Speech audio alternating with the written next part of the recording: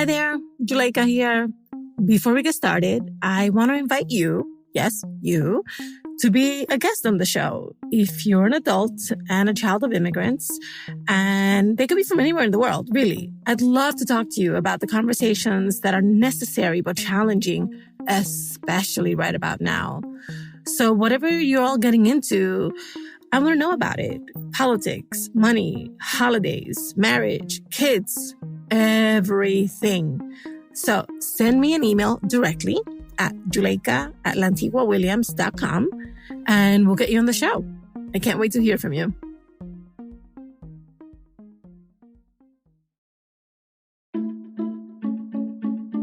Hi, everybody. Today I'm speaking with Bianca. A few years ago, Bianca decided to separate from her husband and come out to her family as a lesbian. She eventually got divorced and is now co-parenting her 5-year-old daughter with her ex. While some of her family members adjusted well to this change, for her Cuban mom, Bianca's sexual orientation is still a touchy subject. Let's get into it. My name is Bianca. I'm 37. My family's Cuban, so I was born in Miami, but my parents are Cuban. I have a daughter, a 5-year-old daughter. And in my family, we call our parents mom and dad. I always knew that I was attracted to girls, right? That when I was young, now women. But I grew up very conservative. I went to an all-girls Catholic school from elementary all the way to high school. So it was something where I knew it was there, but I always felt like I couldn't express it, or like it was something that I had to keep a secret. But then there came a time, and it was after I had my daughter, where I would take my daughter on walks. And there was a neighbor, and that neighbor, she's gay. She was going on walks because she walked her dogs. So she would sort of join me. And as I was talking to her and I got to know her, I kind of thought to myself, you know what? It's okay to be myself. I don't have to pretend like I'm not who I am. It wasn't necessarily difficult to tell my dad, just because my dad, he was in the music industry where there are more gay people, I guess. My mom, with her, it was more difficult. When I first told her, she's like, well, but you should try and just forget about it and stay in your marriage, because staying in your marriage is the best thing for your daughter. She didn't use these words, but this is what she meant. You doing something that would make you happy, but wouldn't be good for her, is going to traumatize her or affect her. And when she's a teenager, the most important thing for you is going to be your daughter. And she's going to be affected, and then you're going to be sad because of that. So I came out to my mom. It's going to be about a little more than 4 years. I separated from my ex-husband. So I told my mom then, and I moved in with my parents, with my daughter. And my parents, at this point, both of them, even my dad, were like, no, you should go back. You should try and work your marriage. And so I did go back. And I tried to work on my marriage, but there was just no way. I mean, I was so unhappy. Like, I can't even express to you. It sounds dramatic, but like the despair that I felt at that time. And I'm sorry, I'm getting emotional. A divorce is very hard. It's very hard to go. Even if you're the one that, in my case, I was the one that wanted a divorce, it's still hard, you know? She really just wanted for me to stay in my marriage for my daughter. But I think that having panic attacks every day did not make me a good mother. You know, it didn't make me a good mother. And although I guess I broke my family in a way, although I don't think I did, because my ex-husband and I are still friends. He's a very good father. I think being a happy mom makes me a better mom. And I think it shows a better example to my daughter. So my mom accepts me being gay, So we're very close. She always wants to help me with my daughter. She always wants me to go over and be with her. We talk every day on the phone. But the aspect of my love life and of being gay is, it sucks for me that she keeps that at a distance because it's part of me, you know? And there are things, for example, that my sister, because my sister has twins that are 5 months older than my daughter. And there are things that my sister will do. And she doesn't realize that I can't do the same thing. Like my daughter, like I want for her to go to a school where maybe there's a little more diversity because depending on the demographic, and I don't want to generalize, but unfortunately, it's the reality. Like I might not be able to be myself when I go to birthday parties. If I have a girlfriend or if I get married, will I be able to bring that person to a birthday party? Not because I'm embarrassed but it's because of her. It's not because of me. I'm an adult, but it's because of her. There are more things that you need to consider. My daughter's 5, so I don't think she would understand like being gay, but she does know that 2 women can be in a couple. She does realize that it's not just women and men. And then with her Barbies, even I see sometimes she'll like marry two Barbies instead of just a Barbie and a Ken. So I had a girlfriend. We were together for about 3 years. Unfortunately, we broke up. And my mom would invite her to, like, she came on Christmas Day. She came for Easter, things like that.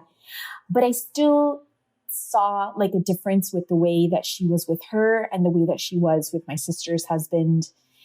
It's cultural. It's not them, but I don't know if they can necessarily believe that I will be able to have a marriage like a heterosexual couple can have a marriage. Up to now, it's sort of something that it's understood that I do not talk about. Ending a marriage can be painful and complicated, even if it is ultimately the right decision for you. Compounding that with coming out to your relatives, as Bianca did, can feel disorienting for some of our loved ones. How can first gens, especially those who are also parents, talk about all this? To help us figure it out, I called in an expert. My name is Aida Manduley. I use they, them in English, ella in Spanish, and I am a clinician, sexuality educator, and organizer. Thank you so much for being here. You heard Bianca's story. What did you hear as you listened? Gosh, honestly, I heard parts of my own life in it. That's honestly the first thing that came to mind. I was like, yes, relatable. Gosh, I mean, one of the big dynamics that came up for me there is the need to hide. I can't talk about this. I know this. I know that this is part of me from an early age, but I can't really act on it for whatever reason, and really thinking of family as the core thing in both of our lives. And as far as themes, right, aside from that secrecy and hiding, the self-sacrificing trope of mothers and parents, where, the mother says, the most important thing is going to be your daughter. You have to do everything you can to make sure that her upbringing is good and safe, and anything that would make it even a little bit complicated is not going to fly. And seeing queerness as a complication instead of just another way that we can be people and be happy. So those were a couple of the big things. So I love that phrase that you just used, which is seeing queerness as a complication. Go, take me there. A lot of people who are cisgender and heterosexual especially see queerness, whether it's in gender or sexuality or anything like that, they often see it as deviant, as outside of the norm. And one of the most important things I like to tell folks is, look, the idea that this is not natural or normal is really recent. People have been queer and people have been all the flavors of LGBT for longer than we have had these ideas that it is not normal or natural. And so, it is a complication socially because we do live in a lot of homophobic and transphobic societies, but that's a problem that we can and should address. That's not something to just say, well, it's complicated, so don't do it. I want to talk about the divorce because in many ways, marriage is the end all be all for Latinos and many immigrant cultures because it signifies you've reached a certain status. It is loaded with significance.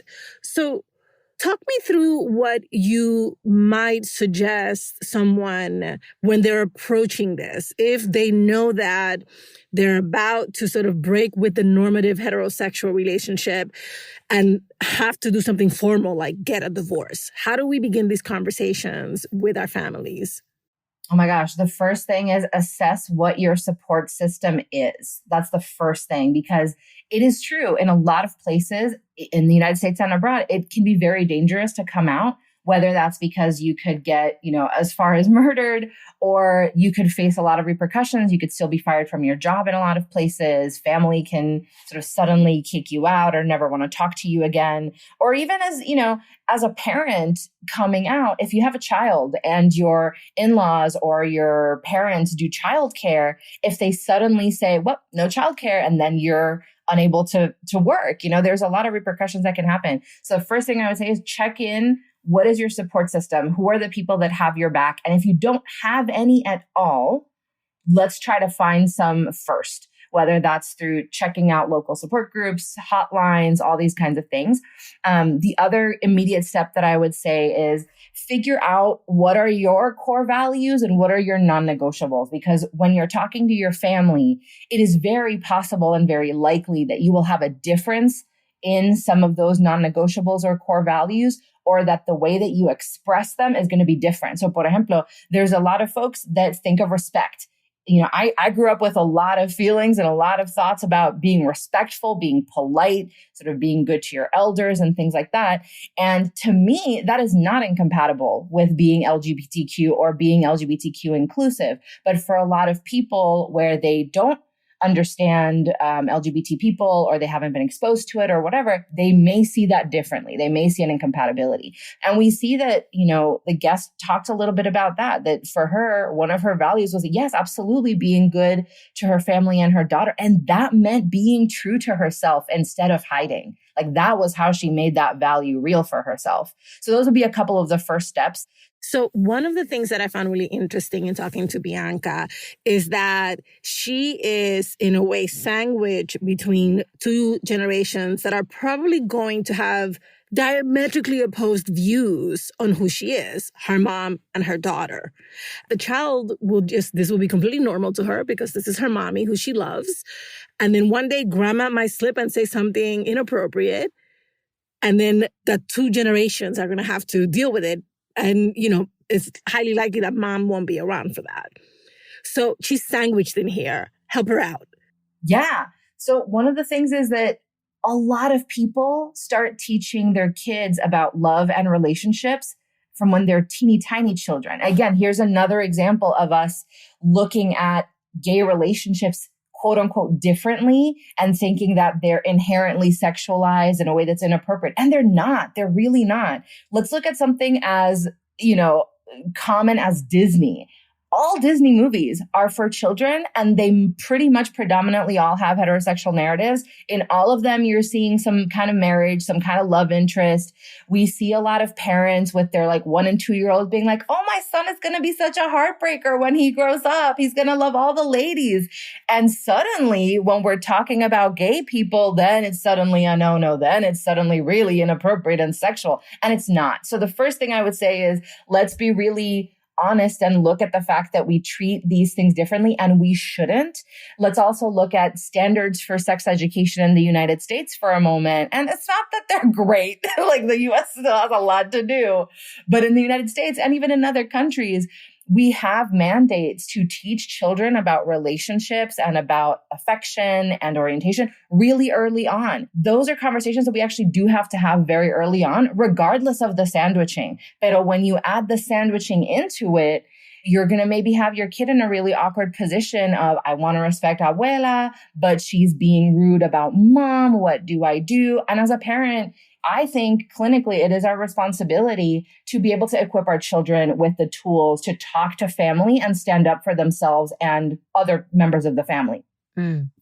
The other really interesting dynamic that's happening in Bianca's family is that her sister, who is more heteronormative, who has children, who is married, really poses a very traditional example for her mom and her family of what a family looks like, of what relationships look like. And now Bianca's starting to see that her mom treats them very differently. So I asked her, I said, well, how does your sister feel about you? She was like, oh, she's perfectly fine with it. She's super cool, super supportive. Mm-hmm. And so then I was thinking, well, like recruit her, right? Like bring her in, make her an ally. Yes, I 100% agree. I 100% agree. Honestly, with families, again, when family is the most basic, important thing, family is what's going to help you get shit done and get out of problems like this. So absolutely, I would say enlist sister to help make this more normalized. And, you know, when we're not in a room, if we're the queer person or the trans person and we're not in a room, we're going to need other people to step up for us. And it sounds like the sister might be in a good place to do that. One thing that I've seen help some parents is reframing what their expectations about their children are and guiding them a little bit in that conversation. So, por ejemplo, con mi abuela, you know, she's like, oh, but I want you to be happy. I want you to be healthy, da, da, da, da, da. And at some point when I heard her say that, I was like, okay, this is what, esto me engancho. This is what I'm going to do with that. And what I did was every time that she started mentioning things about my life or sexuality like a problem, I'd be like, hey, remember that you said you wanted me to be happy? This is how I am happy. Let me tell you about the ways that I find joy in these ways of being and this way of having my body, having my gender, having my family. And so expanding their definition of what they're expecting of you as a child, and also talking to them about how you are making family, right? If their goal is family, tell them how you are planning to make family. And, you know, yo soy de Puerto Rico, con familia cubana también. And for us, family's not always about blood, right? Like we have that titi that's like, there's no connection blood-wise, but she and her family have been in your life forever. We have that tío, you know. So if people are like, well, it's not blood family, I'm like, look at your own family tree. Half of that is not blood family either. So again, even pointing out the inconsistencies. And that can be really hard, but that's really part of the long-term project of talking to our families about this sort of thing. All right, my last question is a question that comes up a lot, which is that a lot of folks in Bianca's situation feel the burden of responsibility for educating their families and bringing them along, and in some cases just converting them to the idea that how they want to live should be celebrated and normalized. How much do you think people should take on this responsibility, and how much do you think that they should not? The main thing I would say is like, look, it's not your job to fix up your entire family tree. It's really not. So what I tell people is assess what is and isn't your responsibility and who told you, right? Because if we have one of those questions without the other, we may not get a good answer. So what do you feel is your responsibility? ¿Y quién te lo dijo? Because sometimes we adopt like a very, you know, whitewashed idea of what our responsibilities is, whether that's saying, bueno, I have no responsibility, I'm independent, who doesn't like it, pa fuera, fuá. But that's not exactly helpful for a lot of people who want to stay in touch with their family and still want to be in connection with them. So what I would say to people is, honestly, I love drawings for this. I love family trees, genograms, all that juicy stuff. Make a drawing or make a list of who the low-hanging fruit are in your family. And I mean that in two ways. Low-hanging fruit, like the people who are going to advocate for you and can help you spread a message of tolerance. And honestly, one of the things that's also been helpful to me and my clients is taking a peek at who in your family is already gay, whether they did use that terminology or not. Because I remember growing up with multiple people in my family that were like, yes, this person and her caregiver of 30 years that lives with her and they have a dog. I'm like, that's not her caregiver. That's her wife. And you might feel alone. You might not have that information. That's also true. But knowing that that does happen in families and you're likely not the first one ever can sometimes be really grounding. Thank you so much, Aida. Thank you. No problem. What a pleasure. And honestly, this kind of project is like exactly what I wish I'd had as a kid. So I'm like, yes, please tell the people how to talk to their families.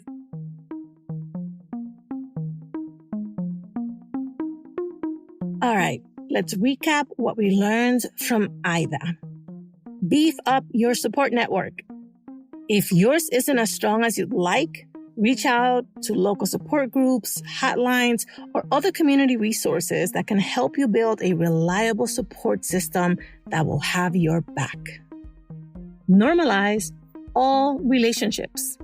Using age-appropriate language, speak with children in the family early on about what healthy relationships, romantic or otherwise, look like between people of all orientations and identities.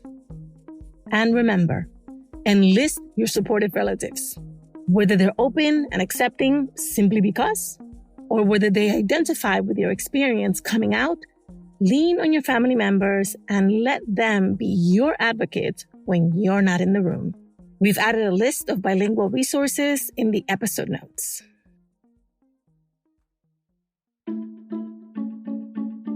Thank you for listening and for sharing us. How to Talk to Mamí and Papí About Anything is an original production of Lantigua-Williams & Co. Virginia Lora is the show's producer. Kojin Tashiro is our mixer. Manuela Bedoya is our social media editor. Cedric Wilson is our lead producer. Jen Chien is our executive editor. Jimmy Gutierrez is our managing editor. I'm the creator, Juleika Lantigua. On Twitter and Instagram, we're at Talk to Mamí Papi. Please follow us and rate us on Apple Podcasts, Amazon Music, Pandora, Spotify, anywhere you listen to your favorite podcasts. Bye, everybody. Same place next week.